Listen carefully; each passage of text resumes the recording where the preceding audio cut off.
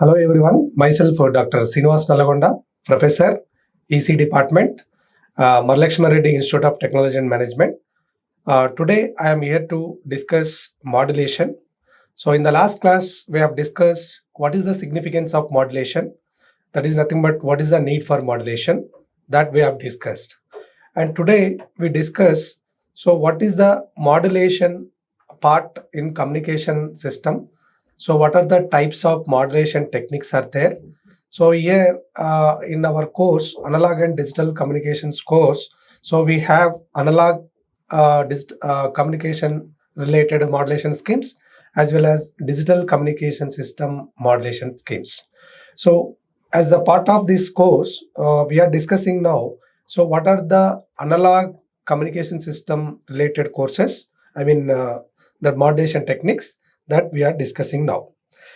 So as we know, modulation is very, very important in communication because we have already discussed the significance of modulation, especially to reduce the antenna size. Okay, our physical parameters of antenna can be reduced using modulation, and in multiplexing also it plays very important role in multiplexing. Okay, and we can transmit our signal to longer distance communications, and also we can using this modulation technique, so we can reduce the effect of noise on the signal. So that can be also very important significance of modulation, right? So modulation definition, actually the technical definition of a modulation is a process in which any one of the characteristics parameters of a carrier wave is varied with respect to amplitude of the message signal or modulating signal or information signal.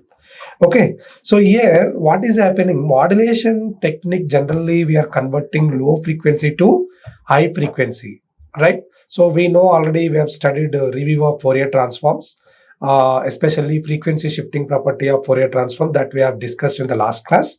So that plays very important role. See, you can see, for example, any signal, if you take x of t, if you are multiplying with cos omega some c into t. So after applying this Fourier transform, what we are getting, x of omega minus omega c, okay, plus x of omega plus omega c by 2. Okay, this is also by 2. Let us take individually by 2. So what is happening? Original signal frequency is omega, and this is, I am saying that carrier signal. Okay, carrier signal frequency is omega c. So after Fourier transform, the original signal frequency shifted to omega minus omega c, omega plus omega c. Means it is increased. Frequencies are increased using frequency shifting property of Fourier transform. So any original signal, low frequency signal, baseband signal, okay, so that will be transmitted for long distance because using carrier signal. So carrier signal is nothing but high frequency signal. It consists of three important parameters. One is the frequency, second one is the amplitude, third one is the phase. So here C stands for carrier. Okay, so whenever any carrier signal is multiplied with the original signal, so what is your observation? We are able to see shifting in frequency. That is why it is a frequency shifting property of a Fourier transform, and this property is also called as modulation property. Okay, so modulation property. So here what is the general definition, technical definition of a modulation? If you see any one of the parameters of a carrier wave, suppose omega c is a frequency. So frequency of a carrier wave, carrier signal is varied with respect to amplitude of the message signal. Let us take x of t is the message signal. Okay, message signal or information signal, modulating signal, okay, baseband signal. Okay, so these are all the same names for the low frequency signal, that is a modulating signal. So here frequency of the carrier wave is varied with respect to amplitude of the message signal, amplitude of the message signal, that is nothing but a frequency modulation. Okay, so if you vary amplitude of the carrier wave with respect to amplitude of the message signal, so that is nothing but amplitude modulation. If you vary carrier signal phase with respect to amplitude of the message signal, that is nothing but a phase modulation.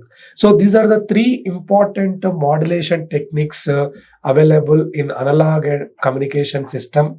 So our syllabus is having first 2 units are analog communication part, and the next two units are related to digital communication system part. Right. So here you can see here a general definition one more. It is defined as, okay, process of superimposing a low frequency signal on high frequency carrier signal. See, the name itself is a carrier signal. Carrier signal, what is the main role of a carrier? Carrier is always carrying the uh, okay, carrying some things. Okay, here low frequency signal is our signal. So here high frequency carrier is carrying our low frequency signal for long distance communication. So that is why frequency shifting property says that low frequency signal is converted to high frequency, and high frequencies consist of a carrier component also there. So it is carrying our original signal, that is the low frequency signal for long distance communications. So as we know, E is equal to H nu. E is equal to H nu. So what is H here? Planck's constant. Nu is nothing but frequency. So here E is nothing but energy. When frequency is increasing, what is happening? Energy also increases. When energy increases, okay, so the signal strength increases so that it can travel long distance. Okay, so that is why here we are increasing low frequency to high frequency, that we are converting using modulation process. That is why the definition is it is a process of superimposing a low frequency signal on a high frequency carrier signal. So that is nothing but a modulation. Okay, so and I've already given one more definition is any one of the characteristic parameters of a carrier wave is varied with respect to amplitude of the message signal, means that is nothing but modulation process. Okay, here there are several types of modulations available in analog communication system. One is the continuous wave modulation. Second one is the pulse modulation. Okay, so in continuous wave modulation, we have amplitude modulation, angle modulation. Angle is nothing but a frequency plus phase components together is called angle. So if you take the okay, general form of carrier signal is A. You can see once again what is the carrier signal. See here. So here AC cos, okay, 2 pi FC, okay, T plus pi C. So this together, frequency component plus phase component together is called angle. Okay, so angle modulation. So angle of the carrier wave is varied with respect to amplitude of the message signal is called angle modulation. So here amplitude modulation, angle modulation, these two are the major modulation techniques under continuous wave modulation. And if you take pulse modulation, we have digital modulation and analog modulation. Okay, so in digital modulation, we are having PCM, okay, delta modulation, and angle modulation, we are having PAM, PWM, PPM. So these are all related to okay, digital communications modulation scheme. These are all related to analog communications modulation schemes. So here angle modulation, again we will be having frequency modulation and phase modulation. So this is a complete okay structure of types of modulations. So once again, if you see So continuous wave modulation is nothing but amplitude modulation, angle modulation. Again, angle modulation is nothing but frequency modulation and phase modulation. If you take pulse modulation, so digital modulation, analog modulation. So here in digital modulation, the carrier signal is we are having digital signal. If you take analog modulation, your ear carrier is nothing but analog carrier. That is why it is analog modulation. Okay, right. Next, we'll take. So, what is amplitude modulation? In amplitude modulation, the amplitude of the carrier signal is varied by modulating voltage.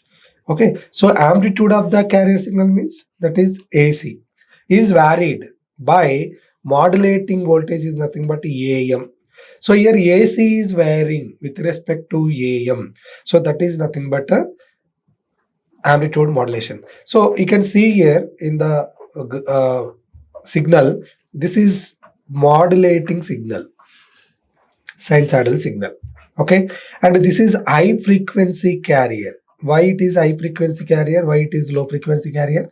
Here cycles are very close to each other, so your time period is very less. So frequency is nothing but 1 by t. When t is very less, so frequency also increases. So this is a high frequency signal. If you take this case, here time period is large. So when f is equal to 1 by t, when t increases, f would decreases. So this is nothing but a low frequency signal. This is nothing but high frequency signal. So this can be called as a carrier signal. This can be called as message signal. So what is our definition? Carrier signal is varied with respect to amplitude of the message signal. Carrier signal is initially it is constant amplitude, okay, but now it is varying. How it is varying? It is varying with respect to amplitude of the message signal. Where is amplitude of the message signal?